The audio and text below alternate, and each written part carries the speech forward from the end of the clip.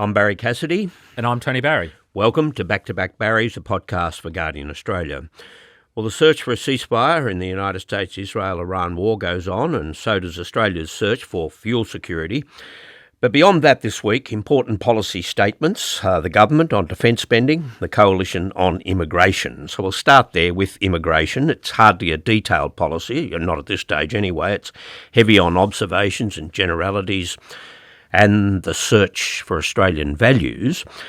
Tony, you've spoken already about the potential for this, risks versus rewards, by putting this policy out. It's been out there now for a few days. How are the scales going? Heavier on the risk or heavier on the rewards? As you know, Barry, every decision you make in politics is a risk versus reward proposition. You've got to look at, what are the rewards for this idea or policy or position statement, and what are the risks? The rewards, we know, immigration, the rate of immigration is the fifth most important issue at 8%. Amongst voters, it is their number one issue. And for 27% of voters, it's in their top three. So we know it's important, but it's not nearly the most important. Cost of living is 46%, and housing is 15 thereabouts. So combined, it's almost 2/3 of the electorate. That's their number one issue. That is where most of the votes are on the table, in my opinion. So it's an important issue for a small segment of the electorate. When we ask who's the best on the rate of immigration to manage that, 40% say One Nation, 19% say Labor, and just 14% say the Coalition. So they're coming third by a long way. So they don't have a lot of equity in this area. They're the sort of potential rewards. The risks, in my view, are, I think they actually have put too much detail on this policy, is my view. The stuff about liberal democracies, identifying people who don't come from liberal democracies are less welcome, I think is a big issue. But more importantly, they are giving Labor an opportunity, or Labor's surrogates or proxies, to run subterranean campaigns, might be misinformation, might be scare campaigns, into some of these communities. Well, they might just repeat back what Angus Taylor has already said. It might be just that simple. Yeah, well, they could just sort of say, and it would be not true, but they could say, if your mum doesn't speak English, she'll be deported. Now, if you're not plugged into the mainstream media architecture, which most Australians aren't these days, in the absence of any alternative information, that's an entirely believable concept. So, you just need to look back at when Jane Hume made those comments about Chinese spies during the election campaign, and Labor's surrogates had it out on WeChat and other platforms almost instantly, and that was considered to be responsible for a big swing in seats like Menzies and Bennelong, where there's a big Chinese population. Well, can I give you one example of what they might say too, is that Angus Taylor says that you, the migrants, you're a drain on society. He used the term.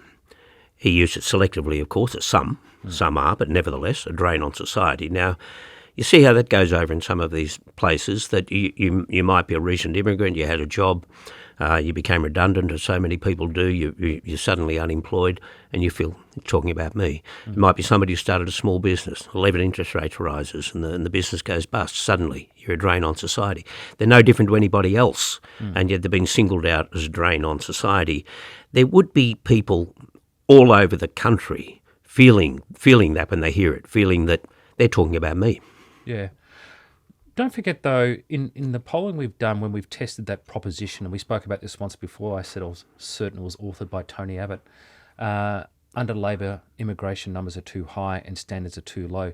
64% agreed with that, just 14% disagreed. So I think they've taken that result, but then they've put in all this detail, which gives a bit of a bullseye to hit. Actually, more than a bullseye. It's like wearing a high-vis vest and a bullseye with some of these more details. I think I actually just would have left it more that value proposition, which they know that 64% of Australians will give a head nod to. Just to where you opened up to on the fact that it's not a top-of-mind issue, but it's there and it's important. But you compare the immigration issue in Australia with comparable countries like in the United States, for example. it's a huge issue. It's a huge issue because somewhere between 11 million and 14 million people in America are there illegally. And that's been the case for a long time. Economically, they rely on it, they need the jobs and so on. But they are enormous numbers. Even in the UK, something like 40,000 people, illegal immigrants, cross the channel in small boats. They may have genuine claims to refugee status, but 40,000 arrive every year. We don't have that. What we have are 70,000 or so people who overstay their visas. And historically, governments just work their way through those numbers. Yeah. And so I guess my question is, who are they trying to impress by this then, if it's not such a top-of-mind issue? When you say that One Nation supports it, is that what they're essentially trying to do here, is to bring back some of the One Nation support? I think it's actually a bit of a strategy to come second. So at the moment, One Nation's coming second, around mid-20s, high 20s, and the coalition are sort of high teens, 20, thereabouts in most polls. It feels to me it's not a strategy to win, it's a strategy to get over the top of One Nation at least. I don't think there's a lot of votes in it. I think there's some net votes in it, but you've got to have a primary, but the coalition has to have a primary vote of really 40%, or the high 30s, ideally 45%. But if it was strong preference flow from One Nation, high 30s might be enough. Well, they're at 19, 20. So, look, there's probably a few votes in this for them on a net basis, but, can you out Hanson? That's a marginal debate. So, I'm not really sure why they've tapped into those sort of specifics when the biggest opportunity for the coalition is on the economy and the challenges that Albanese is probably going to face coming up on that. Yeah, absolutely. But one aspect of it that I think is a problem for them because of the way that it was presented, and that is checking social media at airports. And the media already has been describing this as Trump-like, that it's that it's an ICE-like measure. I think that's dangerous territory because we've already talked about how toxic Trump is. We saw it in the last election campaign. There had to be a major influence there because Trump ran through everything and I think disadvantaged Peter Dutton, partly his own fault, through the last election campaign. So this kind of idea that suddenly it becomes this sort of heavy-handed law enforcement, checking social media at the airports, that's what we fear about America at the moment, is turning people off going there. I think that one is a real problem. Yeah, well, the Joint Agency Task Force, which, it has connotations of ICE, and it can be characterised that way by opponents to this idea, and whether it be through some of those peer-to-peer platform communication measures or other social media ecosystems, algorithms, and so forth. That sort of information can be put out there, which will spook people, and that Trumpian language. James Patterson this week also talked about how Albanese needs to make peace with Trump. Trump is radioactive in Australia. He is box office poison. On our last poll for the Fin Review, he is net minus 55. 70% have an unfavourable impression of him. Just 15% have a favourable impression of him. That is hugely toxic. Amongst women, he's 88% unfavourable, just 6% favourable. In the inner, middle, and outer suburbs, it's all in the high net minus 50s. And, to say make peace with him, it's moved beyond that now because of those sort of attitudes that people have and views they have of Donald Trump. It's no longer a case where somebody who is so disliked by the electorate that you get to a position where you want to make friends. That's appeasement now, because he's pretty much lost the rest of the world, just as Netanyahu has, I think, for Israel. But Trump in particular, in the way that he's isolated so many countries around the world. Why we want to buck the trend and work hard on being a friend. And 68 million Catholics in America. Yeah, well, he's made matters worse by all of that. I noticed for the benefit of those who are watching this on YouTube, President Nixon now more than ever is what the T-shirt says. Then we're not picking that up on audio, but what's the message there? Is it that Donald Trump is worse than President Nixon ever was? Well, I think on foreign affairs you'd happily have Nixon back in the White House, but it is the 50th anniversary today of the screening of All the President's Men, one of the great classic movies. Right. Well, just look at some of the reaction that we've had to the immigration policy announcement. Paul Keating, obviously, predictably, but it's come out hard on it. What I did agree with him on was the Pauline Hanson approach of the monoculture. Australia, a country of 25 million people, she seems to think can just close its doors to any influences from the rest of the world. We don't need multiculturalism. Our culture is fine. As it is, thanks very much. I just see that that's such an absurd position to take when the world has so much to offer. But more importantly, I think more relevantly, Amanda Vanstone, who was Immigration Minister in a coalition government for 3 or 4 years, and she worries about the potential for heavy-handed law enforcement, and she thinks that this policy puts Australia's reputation, global reputation, as a multiculturalism that we've succeeded in that era. It puts that at risk. We are a migrant nation, she says. Immigration is not a law enforcement portfolio. That wouldn't have been helpful to Angus Taylor to have her speak out in the way that she has. Yeah, I mean, Amanda is always a very strong communicator, and she was a former immigration minister. Back when I think the Howard government used to articulate the benefits of immigration. If I had one complaint about the government on this policy is I think they've failed manifestly to communicate the benefits of a skilled immigration program, why it's beneficial to Australia, bringing in skills, whether it be in the healthcare sector, for example, pathology, specialists, medical health and so forth, nurses. These are all really important functions.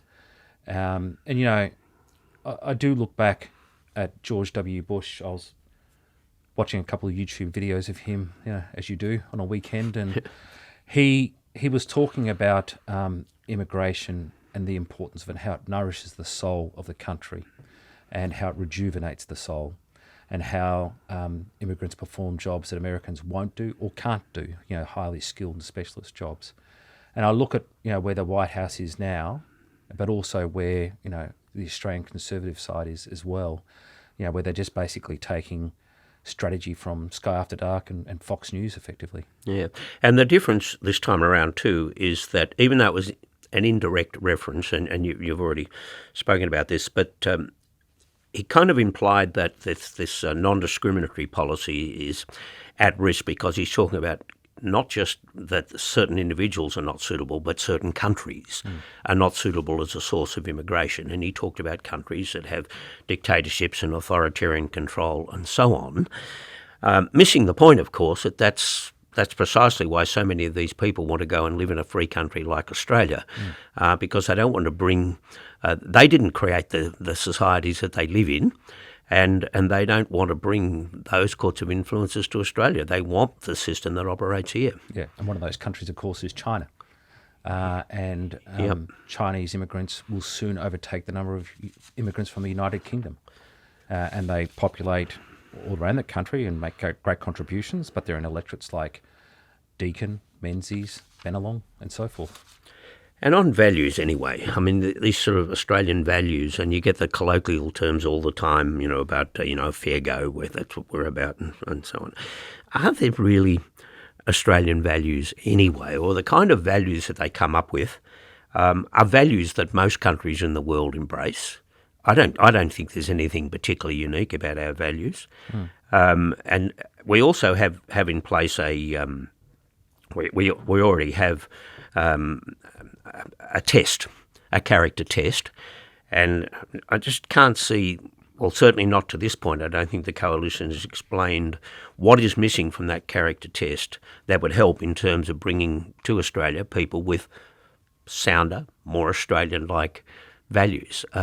At some point, they're going to have to be far more specific about that and what precisely are they talking about. Yeah, they said that it's non-binding, the current one, and they proposed to make it binding. So therefore, the government or agency could take action against you if they find evidence that you don't meet that criteria or the Australian values per se. But again, I think it's a classic example where detail is not your friend in politics. It usually is. But in this particular case, if they had left at that top level, statement, that values proposition, which, as I said, 64% of Australians agreed with, which is a very strong set of numbers. But instead, they've kind of got it bogged down into this detail. And it's just a classic example of playing to internal audiences. I think this is the thing where, they sort of think, well, this will play out well amongst our branch members, amongst Sky After Dark, and not really thinking through the consequences. And I think, again, this opportunity that Labor or their proxies have got to run scare campaigns or truth campaigns, subterranean ones through various social media ecosystems. I just feel that Liberal Party for about 10, 15 years now, they don't think through what will our opponents do. They don't anticipate where's the problems here. The nuclear power plant policy that they put forward last time. They just don't really think through where is this going to go, what will they do, how do we cover that off. And I think it's primarily because in the last 10, 15 years, they've been so focused on internal audiences and promotion internally that they don't sort of look at what are the opponents doing. And I think if you go back to Howard, Howard learnt from his mistakes. You were there when, he used to, what would a news poll have him at? About 14% or something. Yeah, Mr. Why does he bother? Yeah. But I think he was a student of politics and learnt from his mistakes and was constantly thinking about his opponents and what they'll do and how do I cover that off. And Labor, I think, they know what their weaknesses are, and so they're better prepared. I think the Liberal Party lately, they're oblivious to what their weakness is. And the greatest weakness in politics is to not understand your weakness. Yeah. I understand why they're raising the character test, and you want a system that works. You want a system that would prevent some of these hate preachers from getting out here in the first place, so that you then don't have the difficulty of deporting them. But it's got to be a sound policy. It's got to work. So far, I just think the detail is missing on that. In the United States, just in the last little bit, under the ICE arrangements, they deported the guy who set up Latinos for Trump. And he couldn't have been more supportive. And they booted him back to El Salvador after spending about 9 months in jail. Yeah. So, that's how a regime can work. I'm already fascinated, though. The American midterm is going to be fascinating because Trump's numbers are losing altitude. His base is fragmenting and fracturing.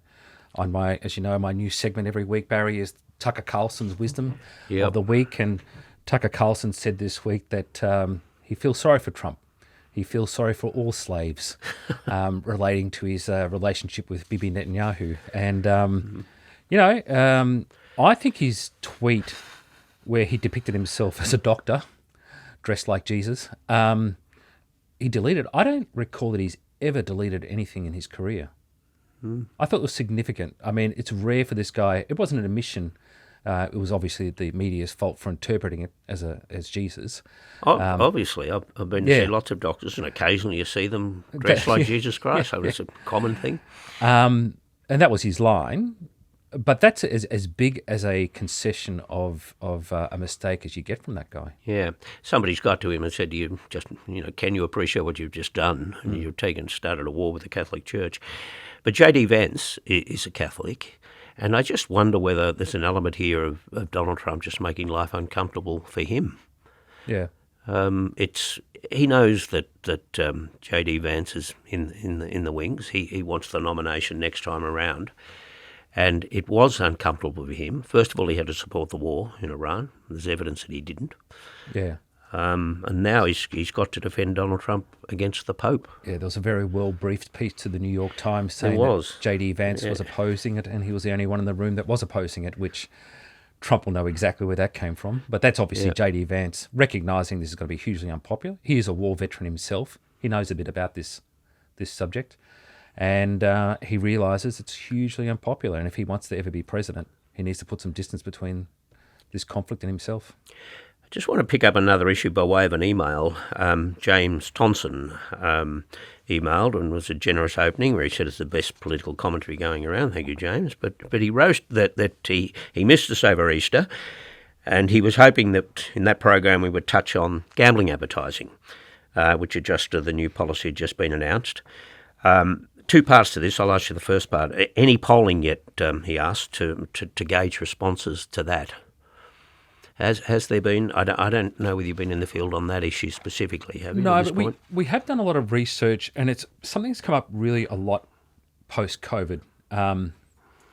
This sense from the electorate, and I think it explains in a small part, the rise of one nation, is this sense governments don't trust me, so I don't trust the government. The distrust of institutions, whether it be corporate, business, or corporate and business, government or media, is more pervasive than I've ever seen in 30 years of research. And I think Albanese anticipated that. Obviously, their research telling them the same thing in Labor, and so they're very careful not to be sort of too nanny state in that regards. And he's not a risk taker, Albanese. He's a pretty cautious sort of fellow. And I think underpinning it in the background for all of this is him and Jim Chalmers know we are heading in for some really rough times financially. We were prior to the conflict, and that's now turbocharged it even more. And we've spoken before about how in the 1990 election, the 93 election, and the 2025 election, the incumbent government won despite bad economic conditions and data. But Albanese is smart enough to know that that's it's not a lay down misère. Yeah, James went on to say, and you've covered this in a sense, but will this issue get some attention, or will the government get away with what he calls a mediocre response? If you just look at some of the initiatives that he announced, that, and it won't start until January next year, but capping the advertisements, gambling advertisements, 3 an hour before 8:30, so they're still going to be out there. There won't be any during school drop-offs and school pickups. I don't know how many of those cars are tuned into radio stations that are running gambling ads in any case. But it's kind of not getting there. It doesn't end this exposure that kids have generally to gambling advertising. There is no need for it. We don't have it for cigarettes, for example, and it's so. Why is it there, and why are they so reluctant to put a more widespread ban, even a total ban, on gambling ads? Because you do hear it all the time, that kids interpret football, they talk about football, they recite outcomes and prospects according to the odds and the game's forecasts. They are impacted by it. But I mean, culturally, we love our sports. It is part of the ritual of sports for some people, younger people in particular. Socially, whether it be out at pubs, sort of following footy games on the TV and having a bet with their mates. And they're welcome to do that, but do they need advertising constantly in their ear to encourage them to do that? But I think from a public policy point of view, and I don't gamble, but from a public policy point of view, you then get into this situation of like, well, do we start banning fast food ads? Do we start banning alcohol ads and so forth? Well, we've already gone down that track. We did it with cigarettes, for example. Yeah, well, I mean, that's a no-brainer. I think tobacco, everybody agrees that that's a quirk in history, that if tobacco was discovered today, there is no way that any government would allow its sale. It's a historical thing, and smoking numbers are falling. But those other sort of products don't kill you, and so therefore I think the government needs to be careful. And I think Albanese recognised gambling, by the way, does kill people. It has killed a lot of people. Yeah, I think, we could say that about fast food and alcohol as well. Yeah, so, sure. Where do you draw that line? Ross Gittins recently wrote that Anthony Albanese acts only when pressure from within his own ranks grows to intolerable levels. And when he does act, you get the bare minimum, essentially, to try and make the issue go away. I think it might apply to this issue. But it does bring it, I think, this topic to a broader issue about, and your partner Cos Samaras wrote about it this week, but talks about the younger generation and those coming on to the electoral rolls and voting for the first time, and that's will be the biggest group. It'll have a real impact, and Labor's almost smug about the fact that, well, they're ours, and we have the great majority of them, and I don't think that's something that they can assume for very much longer. Because these people, the younger people, identify politics, and Cos talked about this, but that the political parties are transactional. They manage things. They manage issues as they arise. They put together a budget that manages rather than reforms. They don't tackle the kind of issues, though this budget might, but we'll see to what extent, things like the inequities in the tax system for young people, the housing and climate change, and the free ride for minors, and all those kind of issues. But the difference is with this generation is I don't think they're idealistic. I think they're passionate, and I think they have convictions.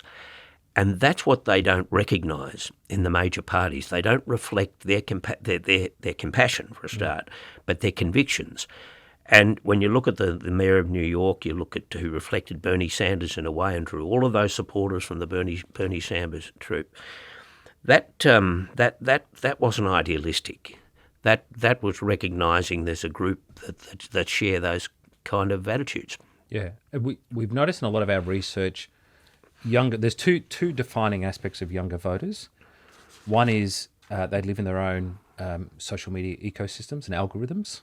And so for any major party to punch into that algorithm and get seen is incredibly difficult. The second defining feature of that generation is very tactical voting. So they follow politics enough to know the outcome they want. And it might be, we want a Labor Prime Minister to tackle climate change, but we don't think they'll be motivated unless we vote for the Greens to give them a kick up the pants. And so they'll deliberately vote Greens, but the outcome they want is a Labor Prime Minister or a Labor Premier.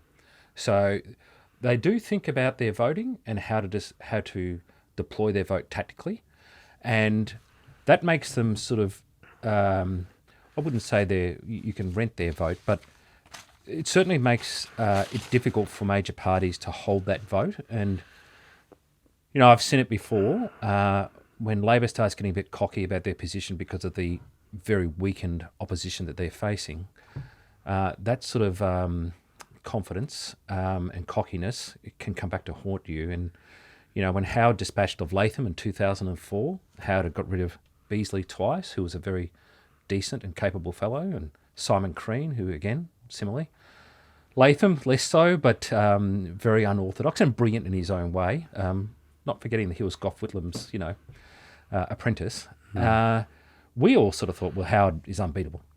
He's a genius. And then of course this guy from Queensland comes along and just pantsers him. Yeah, and I think part of it too is in the minds of the younger people is the way that politics is conducted, even within a party with the dominance that Labor has in the parliament at the moment, that they don't vigorously debate anything internally anymore, and therefore they get this sense that there is no passion, there is no commitment. I'm not suggesting you go back to the days when they had their conferences and they would have all these issues fought out on the floor and they'd be shouting and yelling at one another, and you'd have demonstrations on uranium mining, outside. And it has to be a little more controlled than that. But the discipline that exists now is that they all toe the line no matter what, even on the support for the war in Iran, when the support for the war in Iran would be probably running at 20% in Australia, and yet they all stick to that line. They do learn the political skills, they learn how to operate internally, but they seem to be losing this connect with the audience. Yeah. Will from California as well weighs in on this in a way where he says there's a tendency to conflate populism with popular. And he talks about Mamdani, the mayor of New York, who he says is not a populist. He has a track record as a democratic socialist, and he's the real deal, he says, like Bernie Sanders when he built this coalition within the left. There is a distinction, isn't there, between what is popular and what is populism, or is populism just exploiting the popular? Yeah. No, I read that email. It was interesting. I still stick to my position that Mamdani's a populist. He's highly charismatic and he's quite compelling when you watch him. It's hard to sort of keep on scrolling past, mostly because I intensely disagree with most of the things that he's saying. But yeah, I think that's a valid contribution that Will has made. But I'll stick to my position, I think. We'll take a break and then we'll come back and have a look, among other things, at the government's defence policy or defence spending announcement. Okay, we're back and on defence policy now, and Richard Marles has announced many billions, 53 billion, I think, is that over 5 years or something. But I think broken down, it's about 2.4% of GDP.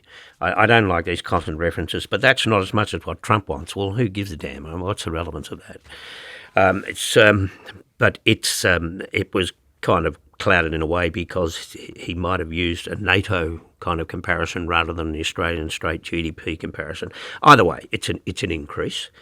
Do you think that's a popular move given the pressures on the budget at the moment?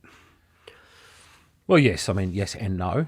Certainly, the global instability we're seeing everywhere at the moment, particularly in the Middle East, and people's perceptions about the American alliance and is it as reliable as it has been in the past, has made voters very anxious about global insecurity and regional insecurity. And arguments around self-sufficiency, whether it be through energy, oil refinery and so forth, are becoming more pronounced. And obviously that's a theme for One Nation, but also Andrew Hastie's been banging on about this for 6-7 years. But what we're also seeing is, this self-sufficiency angle also goes to defence as well, and that sort of sense of exposure. If China were to invade Taiwan, which is not implausible, and we get a lot of our refined oil from Singapore, well, good luck getting any boats through that shipping area. That brings us then to what Richard Marles did say about this is the most threatening strategic situation since World War II. I have trouble dealing with that.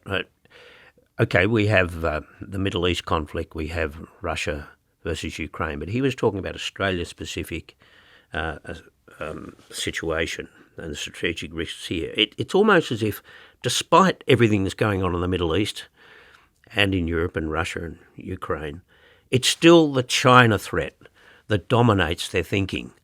And I just feel that we live in one of the most peaceful parts of the world.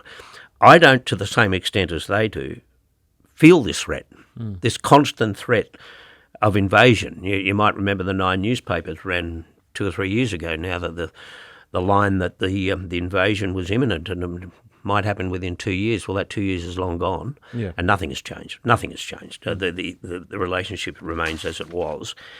I just don't understand why they need to talk it up in the way that they do.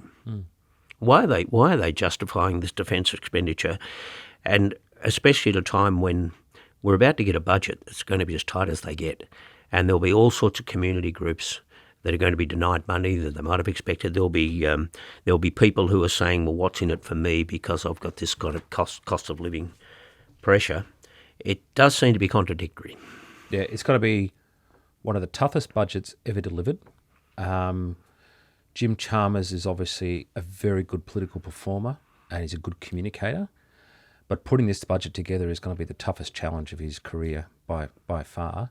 And bear in mind that he was Swan's chief of staff during the GFC, so he's no stranger to these challenging times. But I fear what we're about to enter is going to be far worse than the GFC.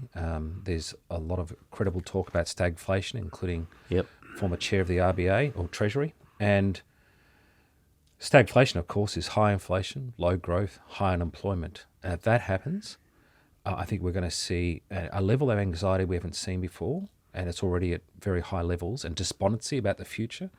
Bear in mind that unless you're over the age of 55, and I'm 56, most Australians don't have any recollection at all of living in a recession. I've got a vague memory of it. I was at uni. I do recall my parents doing it tough, but being incredibly ungrateful. But, having that sort of pressure, I do remember the youth unemployment levels being at 30% and being anxious about that. So it's really the great majority of Australians have no idea what living in a recession is like, and how they respond to that is going to be very, very challenging for the government. And I think Albanese is acutely aware of that, and I think that's one of the reasons why he's so proactive on the fuel. He's travelling overseas all the time, and there's been ridiculous criticism from the opposition on that. He wants to be seen to be on top of it. And I think part of it is because he needs to for the functioning of the country, but he doesn't want to be like Greg Hunt and Scott Morrison with the vaccines. Where Scott Morrison said it's not a race, mate. Of course it's a race. And I think it's also insulating himself for what's about to come, so that he does look proactive and he does look like he's on top of these issues. I did live through a recession, but I lived through a time when they described it then as the misery index. And that's when inflation, unemployment and interest rates were all above 10% simultaneously. Yeah. And that's why they described it in the way that they did. But just on that, like Jim Chalmers has said that, and he now is, I think, trying to soften up the electorate for what might be coming, because he does talk now in quite descriptive language about what might be around the corner. But he's saying that it's going to be a tough budget, but it will still be ambitious. So I guess he's not saying we're going to throw everything out. This is not a time for reform. He's saying that he can do both at the same time. Do you think he can? No. Because it depends a bit, though, on what you regard as reform and what kind of reform you're talking about. Like, if it's money raising, if it's revenue raising in some way, for example, on exports of gas and so on, then that can certainly fit that category. Yeah. What's been interesting to me recently is watching all of Labor's proxies come out and starting to attack the RBA, putting up interest rates, which is, Chalmers is obviously being very careful and measured, but the Deputy Governor was in Washington, D.C. this week with the Treasurer, and he was certainly sounding the alarm bells on that. The next RBA meeting is in the first week of May, and then there's another one mid-June. And the market expects, I think there's a 66% expectation of an interest rate rise in May, and likelihood of one in June as well, or in August. So, but the fact that Labor are attacking the RBA over their performance and saying they should be punishing Australians, but not talking about government spending, which has to be part of the conversation. It just has to be. I think is a really interesting insight. Yeah, there's not much good news around, and even though employment figures came out this week that showed static situation, but then just about every economist in the country said, but that won't last. No. As we get nearer to stagflation or wherever it might be, and then of course the spectre of AI is over everything, and that could move at quite a pace, and that's going to have an impact on employment. Yeah, that is. We did a poll on this for the Fin Review recently, and when it comes to we've been tracking it over 6 months. Perceptions and attitudes around job growth and job stability and job security are way down, and their general trust in AI as a tool is also declining over the last 6 months. That basically the only thing they can see that's positive is medical diagnosis. Everything else they think is going to be worse for them personally. And, just looking the other day, Stanford University graduates, the Stanford University, graduates in computer science at the moment, only 30% are employed in the market because computer coding is being replaced by AI. And we're seeing this in groups as well, because it's not just that Gen Z, which, and millennials, which can be volatile, as we discussed before, who are sort of thinking, I've got this great degree and I thought I had a great job, and now I've been made redundant. WiseTech has just announced 2,000 redundancies because of AI. But it's also their parents. Their parents, Gen X, typically, they've quite rightly patted themselves on the back, and sort of we see it in the focus groups. They're like, I thought I did a great job, got them educated, and they've got this great degree in computer science, and now they're unemployed. They're knocking on my front door and they're like, "G'day, Dad, I'm back home. I can't afford my rent." There was a time when we kind of understood that that the new technology was coming, and we could see robots replacing people's jobs in factories. It goes a lot beyond that now. It's if you're getting degrees, science degrees out of universities, and even before you get there, your job's gone. Yeah, and even when you're 27, 28, you've got to establish your career. You've studied. And then suddenly it's like, well, mate, your career is no good anymore. You've got to try and find something else. Well, that's tough. Well, on that depressing note, I need something a little more positive. We'll end with an email from Marcus. who said that he's never written an email like this before, and he wants to express gratitude. He said, nor did he think he would want to contribute to a podcast that focuses on politics. And it came as quite a shock to him, but he thoroughly enjoys how we discuss and move away through the content, and we love that we embraced, we might be at different ends of the political spectrum at times, but he likes to embrace that, and as a young person, that we are unafraid to open ourselves up to different perspectives. Well, that's it for today. This podcast was made on the sovereign lands of the Wurundjeri people. It was produced by Daniel Simo, video production by Sanjana Jose. The executive producer is Hannah Parks. I'm Barrie Cassidy. And I'm Tony Barry, and this is Back Barries, a Guardian Australia podcast.